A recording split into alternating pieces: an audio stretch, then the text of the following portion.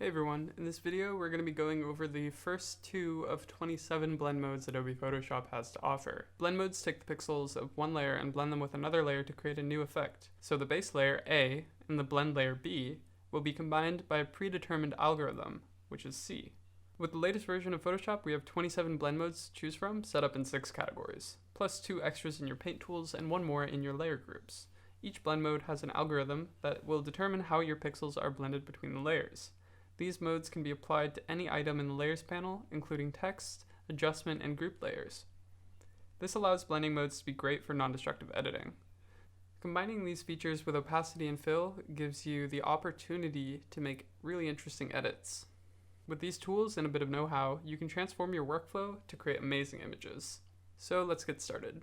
I have this image here, which is a scan of a photograph I took, and I threw on a base curves layer just to bring the contrast to where I want it to be. So that was before, and this is after.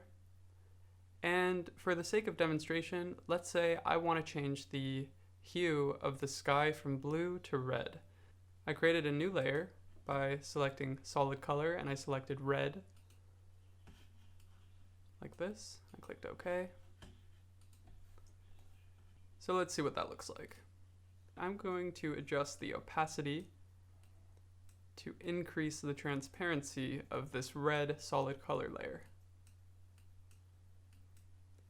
You can adjust the fill as well. That gives me a nice red tint over everything.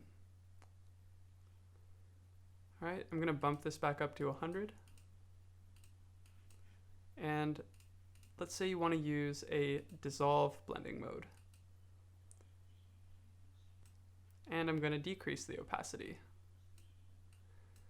So there's a pretty stark difference to using the dissolve layer versus the normal layer. So you'll see that instead of decreasing the opacity overall of the solid color layer, it uses a dithering pattern to remove some parts of the red overlay while keeping the others. Decreasing the opacity will remove the number of dots, and decreasing the fill will space them out further. So you use a combination of the two to get the desired effect. This is really good if you're going for a really grainy effect. Alright, so these are the first two blend modes we have available to us. Stay tuned for our next videos.